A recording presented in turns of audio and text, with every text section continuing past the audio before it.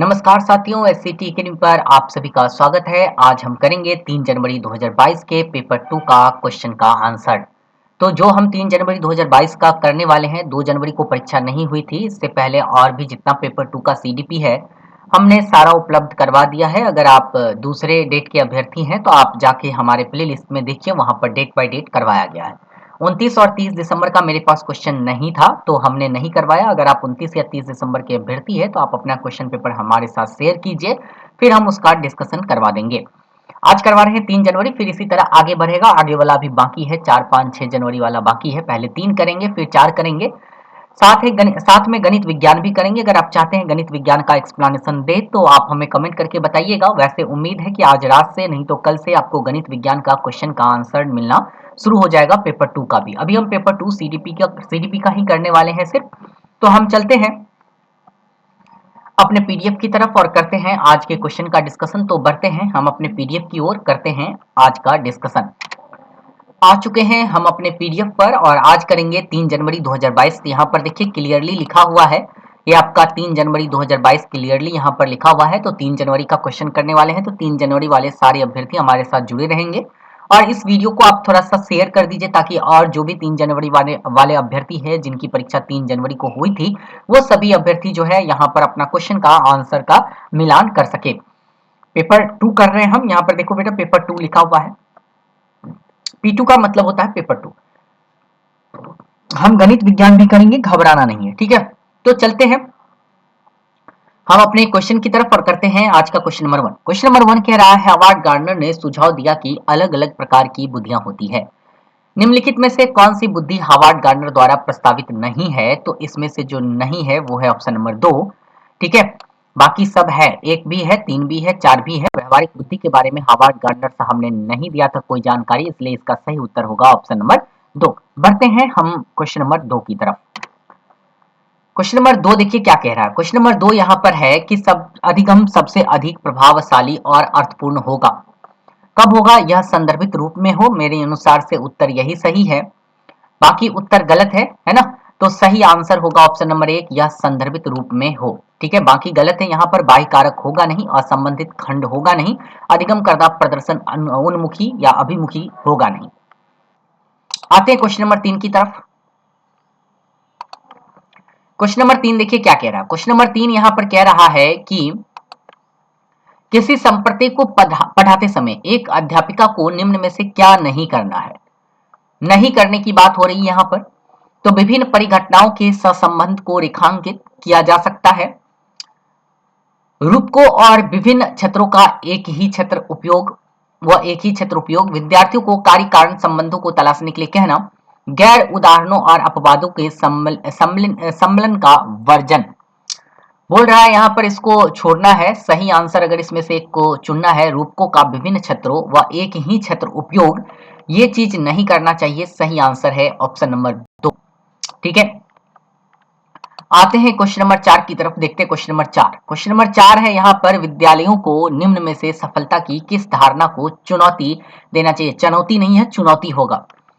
तो क्या देना है? प्रतिस्पर्धा तो बच्चे में हमें करवाना ही नहीं है, तो ये बात तो यहाँ पर गलत लिखी हुई है। यहाँ पर देखते हैं, विद्यार्थी विद्यालयों में खुद को दूसरे से बेहतर प्रमाणित करने में सफलता प्राप्त करे, यह बात भी गलत है। देखते हैं 4 नंबर, एक ऐसी आकलन प्रक्रिया जिसमें कोई पहला आता है, उसे निर्मित करते समय हम यह प्रणाली भी बना देते हैं कि कोई अंतिम स्थान पर आएगा, गलत है यह बात। सही आंसर होगा ऑप्शन नंबर 1, सफलता को संकल्पित करते समय विद्यालय को संज्ञानात्मक के साथ साथ भावनात्मक क्षेत्रों को भी महत्व देना चाहिए। सही उत्तर है ऑप्शन नंबर 1। क्वेश्चन नंबर 5 देखते हैं, क्वेश्चन नंबर 5 क्या कहता है। देखिए क्वेश्चन नंबर 5 है, विकास के प्रत्येक चरण के लिए सामाजिक अपेक्षा को क्या कहा जाता है? सामाजिक उम्मीद को क्या कहेंगे? बाधाएं? बिल्कुल नहीं। क्षेत्र नहीं, कार्य नहीं। सामाजिक अपेक्षाएं को कहते हैं विकासात्मक आवश्यकताएं। सही आंसर है ऑप्शन नंबर 4, ठीक है। आते हैं क्वेश्चन नंबर 6 की तरफ, देखते हैं क्वेश्चन नंबर 6। क्वेश्चन नंबर 6 है यहाँ पर, निम्न में से कौन सा बाह्य अभिप्रेरणा का उदाहरण नहीं है? बोल रहा है तो रुचि नहीं है। बाकी जो भी है वो आपकी आंतरिक है। इनाम बाह्य है, सफलता से बचना बाह्य है, असफलता का डर भी आपका बाह्य है, लेकिन रुचि जो है ना ये आपकी आंतरिक है। तो बाह्य प्रेरणा का उदाहरण यही नहीं है, इसलिए हमारा जो सही उत्तर होगा वो होगा ऑप्शन नंबर दो रुचि। अगला क्वेश्चन है अधिगम का सामाजिक संरचनात्मक उपागम निम्न में से किसकी महत्ता पर बल देता है? महत्ता पर बल देने की बात है इनाम और दंड, बिल्कुल नहीं। मानकीकृत आकलन, बिल्कुल नहीं। सही आंसर है 3 सांस्कृतिक संदर्भ, यही इसका आंसर है। प्रतिपादक अध्यापन नहीं होगा। अभी जो हम डिस्कशन कर रहे हैं बेटा वो कर रहे हैं 3 जनवरी वाला, 4, 5 भी होगा, घबराना नहीं है। 6, 7, 8, 9 जो भी है, 9 को तो परीक्षा नहीं हुई थी, 10, 11, 12 जो भी हमारे पास पेपर 2 उपलब्ध होगा हम सबका डिस्कशन कराएंगे। पेपर 2 उपलब्ध नहीं होगा तो आप लोग हमें भेजेंगे तभी डिस्कशन करवा पाएंगे, अन्यथा आपका डिस्कशन नहीं हो पाएगा पूरा। तो हम कर रहे हैं यहाँ पर अभी 3 जनवरी वाला अभी मेरे पास उपलब्ध है तो 3 जनवरी कर रहे हैं। बढ़ रहे हैं क्वेश्चन नंबर 8 की तरफ और देखते हैं क्वेश्चन नंबर 8 क्या कहता है। 7 हो गया ना, क्लियर हो गया बेटा? हाँ हो चुका है। आते हैं 8 की तरफ। क्वेश्चन नंबर 8 देखिए क्या कह रहा है। क्वेश्चन नंबर 8 है बहुभाषिकता के संदर्भ में निम्न में से कौन सा दृष्टिकोण उपयुक्त है? बहुभाषिकता की बात है, दृष्टिकोण उपयुक्त है तो सही आंसर होगा शिक्षक को सभी भाषाओं का सम्मान करना चाहिए और कक्षा में एक ऐसा वातावरण स्थापित करना चाहिए जो सभी विद्यार्थियों के समावेशन को बढ़ावा दे, यही सबसे उपयुक्त है। बाकी अगर एक देखा जाए तो यहाँ पर उपेक्षा करने की बात हो रही है। उपेक्षा का मतलब होता है त्याग कर देना, नकार देना, गलत चीज है ये, निगेटिव आंसर हो गया। और यहाँ पर बोल रहा है केवल, केवल वाला तो आंसर होता नहीं है और यहाँ पर दंड देने की बात हो रही थी, यह बात गलत है। सही आंसर है ऑप्शन नंबर 2। क्वेश्चन नंबर 9 देखते हैं। क्वेश्चन नंबर 9 है वे बच्चे जो अक्सर अपने अभिभावकों को मानकीय जेंडर रेखाओं को पार करते हुए देखते हैं, जैसे कि माता को उपकरण ठीक करते हुए और पिता को बच्चों की देखभाल करते हुए, तो उनके संदर्भ में क्या होगा? कम संभावना है कि वह जेंडर रूढ़ियों का अनुसरण करेंगे, यही बात सही है। अधिक संभावना तो होगा नहीं, वह जेंडर पृथक्करण का पालन करेंगे, तो गलत है। अधिक संभावना है ये तो गलत है। कम संभावना है कि वह समाज में प्रचलित जेंडर मानदंडों के विरुद्ध होंगे। देखिए यहाँ पर कम संभावना नहीं है, ये आंसर होगा ये। कम संभावना है कि जेंडर रूढ़ियों का अनुसरण करेंगे, इसकी संभावना बहुत कम है वह लिंग पक्षपात करेगा। एकदम सही है। 9 का सही उत्तर है ऑप्शन नंबर 1। बढ़ते हैं क्वेश्चन नंबर 10 की तरफ, देखते हैं 10। क्वेश्चन नंबर 10 देखिए क्या कह रहा है। क्वेश्चन नंबर 10 है प्रतिभाशाली विद्यार्थियों के सफल समावेशन हेतु एक अध्यापक को निम्न में से क्या करने से बचना है, क्या नहीं करना चाहिए? पहला तो करना ही चाहिए, ये बात तो एकदम सही है। जो बात नहीं करनी चाहिए वो है ऑप्शन नंबर 4 में अध्यापक केंद्रित पाठ्यक्रम को लागू बिल्कुल नहीं करना चाहिए, यही बात गलत लिखी हुई है। ठीक है बेटा, चलिए बढ़ते हैं क्वेश्चन नंबर 11 की तरफ, देखते हैं क्वेश्चन नंबर 11। देखिए क्वेश्चन नंबर 11 क्या कह रहा है। क्वेश्चन नंबर 11 है यहाँ पर राष्ट्रीय शिक्षा नीति 2020 के अनुसार आकलन के क्या उद्देश्य है? एनईपी 2020 में तनाव डर उत्पन्न करने की बात गलत हो रही है, एक जिसमें है वो बात गलत हो जाएगा, तो सही आंसर एक ही बच रहा, वो बच रहा ऑप्शन नंबर 3, वही इसका सही उत्तर है। अध्यापन अधिगम प्रक्रियाओं को दोहराना, अधिगम और विकास को अनुकूलित बनाना, कक्षा के अंदर और बाहर विद्यार्थियों को समर्थन देना। सही उत्तर है 2, 3, 4 और यह है ऑप्शन नंबर 3 में, यही इसका क्या है? सही आंसर है। चलिए बढ़ते हैं क्वेश्चन नंबर 12 की तरफ और देखते हैं क्वेश्चन नंबर 12 क्या कह रहा है। देखिए क्वेश्चन नंबर 12 क्या है। क्वेश्चन नंबर 12 लिखा हुआ यहाँ पर परीक्षा में कम अंक पाने वाले विद्यार्थियों को दंड देना चाहिए, बिल्कुल नहीं, ये बात तो गलत है। उनकी व्यक्तिगत आवश्यकता के अनुसार सहायता देनी चाहिए, यह बात ही एकदम सही है और यही इसका सही उत्तर भी होगा। केवल वाला तो उत्तर होता नहीं है और विशिष्ट विद्यालय हम बच्चे को भेज नहीं सकते हैं। सही आंसर है ऑप्शन नंबर 2। ठीक है, समझ रहे हैं ना? चलिए देखते हैं क्वेश्चन नंबर 13। क्वेश्चन नंबर 13 है यहाँ पर एक ऐसा तंत्र तैयार करने के लिए जो विद्यार्थियों की व्यक्तिगत विभिन्नताओं को सम्मान दे, एक अध्यापक को क्या करना चाहिए? तो पहला आंसर इसका सही है कि अधिगम गति और परिप्रेक्ष्यों में विविधता को स्वीकृति देना है। सही उत्तर है ऑप्शन नंबर 1 और यही इसका आसान और सबसे सटीक आंसर भी है। केवल वाला तो आंसर होता नहीं, यानी केवल मतलब सिर्फ वाला तो है नहीं। मानकीकृत पाठ्यक्रम तो करना ही नहीं है और सभी बच्चों की से अधिगम की निम्न अपेक्षाएं नहीं रख सकते हैं। एक इसका सबसे बेस्ट ऑप्शन है, यही इसका सही आंसर भी होगा। देखते हैं क्वेश्चन नंबर 14 क्या कह रहा है। देखिए यहाँ पर 14 है जीन पियाजे के अनुसार एक सतत प्रक्रिया, जीन पियाजे के अनुसार एक सतत प्रक्रिया जो मानसिक संरचनाओं को परिष्कृत और परिवर्तित करती है कहलाती है। जीन पियाजे के अनुसार एक सतत प्रक्रिया जो मानसिक संरचनाओं को परिष्कृत और परिवर्तित करती है कहलाती है। परिवर्तित करने की बात हो रही है यहाँ पर, तो परिवर्तित की बात होती है तो आपको पता है इसे हम लोग क्या कहते हैं? इसे कहते हैं समावेशन करना। सही उत्तर होगा ऑप्शन नंबर कौन सा? 2।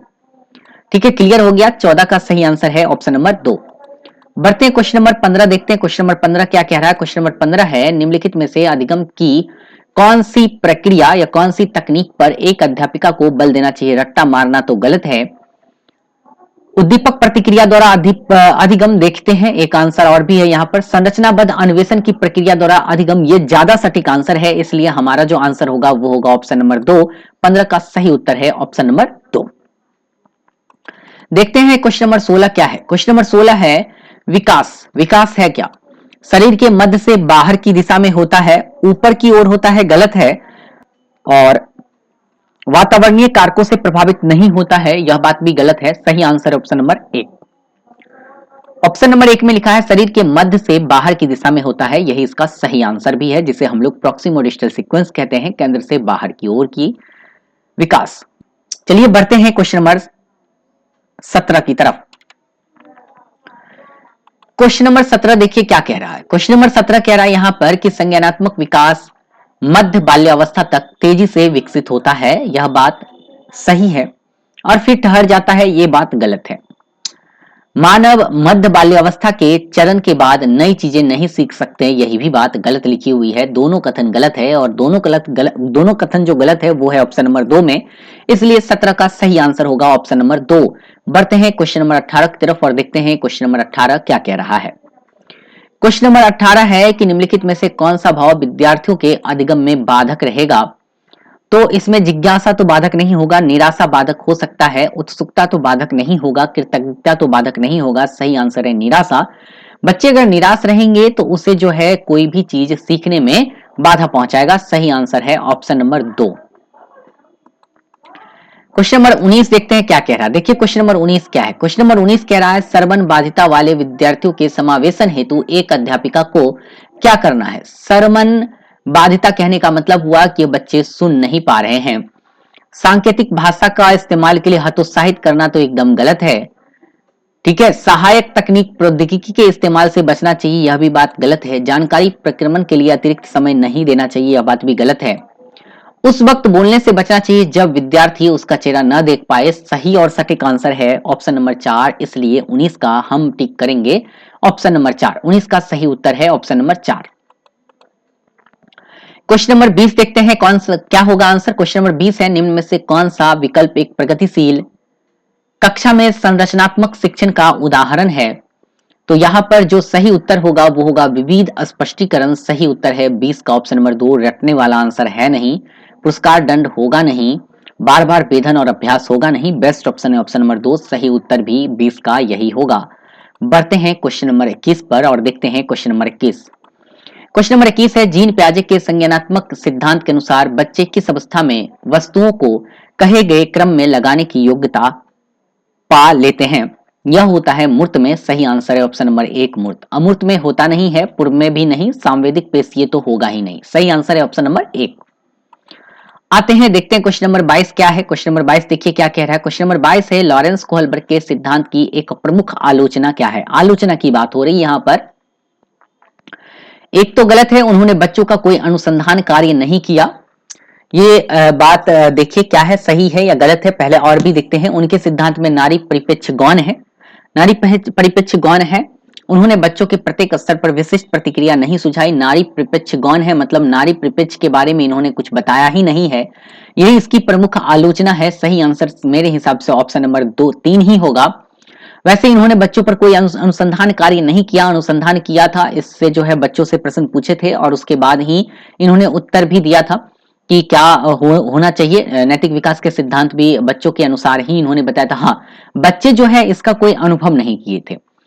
सही आंसर मेरे हिसाब से 3 ही होगा और 3 को ही लेकर चलेंगे। बढ़ते हैं क्वेश्चन नंबर 23 की तरफ और देखते हैं 23। क्वेश्चन नंबर 23 है, निम्न में से किस सिद्धांतकारी ने कहा कि संज्ञानात्मक विकास एक सहयोगात्मक प्रक्रिया है? सहयोगात्मक प्रक्रिया है, यहाँ पर एक दूसरे के सहयोग के माध्यम से सीखा जाता है। वो सिद्धांतकारी थे लीव वाइगोस्की साहब। सही आंसर है 23 का ऑप्शन नंबर 4। क्वेश्चन नंबर 24 देखते हैं। 24 क्या कह रहा है। क्वेश्चन नंबर 24 है, गत्यात्मक मूल्यांकन क्या समझने में मदद करता है? तो जब बच्चों का गत्यात्मक मूल्यांकन करेंगे तो बच्चे की विशिष्ट अधिगम आवश्यकताएं आपको समझ में आएगी, यही आपको मदद करेगा। सही आंसर है ऑप्शन नंबर 2। 1, 3 और 4 इसका उत्तर सही नहीं है। बढ़ते हैं क्वेश्चन नंबर 25 की तरफ और देखते हैं क्वेश्चन नंबर 25। क्वेश्चन नंबर 25 है, एक कक्षा में जल संप्रति पर चर्चा के दौरान एक बच्चा कहता है कि जब रंगहीन नहीं है, जल होगा यहां पर बेटा, जब नहीं। अध्यापिका के पूछे जाने पर वह उसके घर के पास वाले नाले के गंदे पानी का संदर्भ देता है। बच्चे की इस भ्रांति पर अध्यापिका की क्या प्रतिक्रिया होगी? ठीक है, क्या कहता है, देखिए, एक कक्षा में जल संप्रति पर चर्चा के दौरान एक बच्चा कहता है जल रंगहीन नहीं है।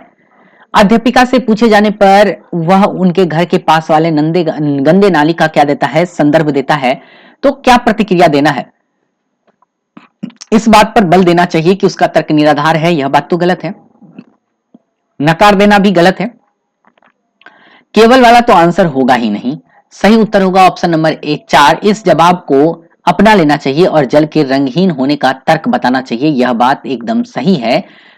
25 का ऑप्शन नंबर 4 ही सही होगा और यह सबसे बेस्ट आंसर भी है। क्वेश्चन नंबर 26 देखते हैं क्या कह रहा है। आते हैं क्वेश्चन नंबर 26 पर। क्वेश्चन नंबर 26 कह रहा है, विद्यार्थियों का एक समूह अपने खेल के दौरान एक लोकप्रिय नृत्य डाइस रियलिटी शो के नृत्य दर्शाता है। 8 वर्षीय सना एक जज के तौर पर एक दूसरे बच्चे के नृत्य पर टिप्पणी करता है। यह परिस्थिति बच्चों के समाजीकरण में डाइस की भूमिका दर्शाता है। तो यह मीडिया की भूमिका सही आंसर है, क्योंकि मीडिया को देखकर ही बच्चे जो है चीजों को सीखते हैं। सही आंसर है ऑप्शन नंबर कौन सा, 3 इसका सही उत्तर होगा। चलिए बढ़ते हैं क्वेश्चन नंबर 27 की तरफ, देखते हैं क्वेश्चन नंबर 27 क्या है। क्वेश्चन नंबर 27 है, ऐसी गतिविधियां का चयन जिसमें अंतर्दृष्टि और विविध प्रकार के उत्तर देने की संभावनाएं हैं कि किसे सम्मुक्त करती है। सही आंसर है सृजनात्मकता, उत्तर होगा सही आंसर ऑप्शन नंबर 3। ठीक है बेटा, क्लियर है। चलिए बढ़ते हैं क्वेश्चन नंबर 28 देखते हैं। 28 क्या कह रहा, 3 तो क्लियर हो गया, ऑप्शन नंबर 3 इसका सही उत्तर है। 28 देखते हैं। क्वेश्चन नंबर 28 है, कथन और कारण है उसका, तर्क है उसका। अर्थपूर्ण अधिगम के लिए नई सामग्री को बच्चे के मौजूद ज्ञान से जोड़ना जरूरी है, एकदम सही है। अधिगम एक रेखीय तरीके से होता है, दूसरा बात तो गलत लिखा है। सही आंसर है 2 नंबर, ए सही है और आर क्या है, गलत है। एकदम सही है, एकदम 100% सही उत्तर है बेटा ऑप्शन नंबर 2। चलिए बढ़ते हैं क्वेश्चन नंबर 29 देखते हैं और देखते हैं 29 क्या कह रहा है। क्वेश्चन नंबर 29 देखिए क्या कह रहा है। क्वेश्चन नंबर 29 कह रहा है, विद्यार्थियों को एक समस्या का हल खोजने में संघर्ष करते देख उनकी सहायता के लिए अध्यापिका उन्हें संकेत और आधे सुलझे उदाहरण देती है। लेव वाइगोस्की के सिद्धांत के अनुसार यह किसका उदाहरण है? तो बेटा यह जो उदाहरण है यह है पार का उदाहरण। सही उत्तर है ऑप्शन नंबर 2, इसके फोल्डिंग जिसे कहते हैं। 29 का सही उत्तर है ऑप्शन नंबर 2। क्वेश्चन नंबर 30 देखिए क्या है। क्वेश्चन नंबर 30 कहता है कि एक विद्यार्थी कक्षा में ध्यान नहीं दे पाता है, आसानी से दूसरी ओर आकर्षित हो जाता है, नियुक्त स्थान पर नहीं बैठ पाता है, बेचैन रहता है और वस्तुएं खो देता है। ये गुण क्या बताता है? देखिए ये गुण क्या है ना, बच्चे जब इस तरह की बात करता है जिसका अटेंशन स्पेन बहुत कम है, ध्यान केंद्रित करने की अवधि एकदम कम है, तो यह एक अधिगम असक्ता है और इस अधिगम असक्ता को हम लोग ADHD के नाम से भी जानते हैं, जिसे हिंदी में हम लोग अवधान न्यूनता अति सक्रियता विकार कहते हैं। सही उत्तर है ऑप्शन नंबर 4। अब आप लोग कमेंट करके बताइए आपका कितना सही है। आप लिख के हमको कमेंट कीजिए कि CDP में कितना सही है और साथ ही यह भी कमेंट कीजिए हमें क्या आपको मैथ साइंस चाहिए। अगर मैथ साइंस चाहिए तो हम जस्ट इसके बाद ही मैथ साइंस का वीडियो आपको लिए प्रोवाइड कर देंगे। बस आप एक बार हमें क्लियर कट बताइए कि मैथ साइंस का वीडियो चाहिए या SST का वीडियो चाहिए। अगर मैथ साइंस चाहिए तो मैं मैथ साइंस आपको इसके बाद तुरंत प्रोवाइड कर दूंगा। SST में 1-2 दिन का वक्त लगेगा, लेकिन मैथ साइंस अगर आपको चाहिए तो मैं आपको इसके बाद उत्तर दे दूंगा। और किस डेट का चाहिए वह भी हमें बताइए। अगर क्वेश्चन पेपर होगा तो मैं आपको एक्सप्लेन दूंगा, नहीं होगा तो दूसरे डेट का बताऊंगा। ठीक है बेटा, तो हम अपनी वीडियो को यहीं पर खत्म करते हैं। आप लोग कमेंट जरूर कीजिएगा। हम अपनी वीडियो को यहीं पर खत्म करते हैं। अगर आपको यह वीडियो पसंद आया होगा तो जरूर लाइक कीजिएगा, शेयर कर दीजिएगा, ताकि जो अभ्यर्थी 3 जनवरी वाले हैं वो अपना आंसर मिलान कर सके। और अगर चैनल को सब्सक्राइब नहीं किए हैं तो कर लीजिएगा, क्योंकि यहां पर आपको सभी परीक्षाओं की तैयारी करवाई जाएगी। ठीक है बेटा, तो चैनल को सब्सक्राइब कर लीजिए। फिर हम अगले वीडियो में आप सभी के साथ रूबरू होते हैं। तब तक के लिए आप सभी को बहुत बहुत धन्यवाद।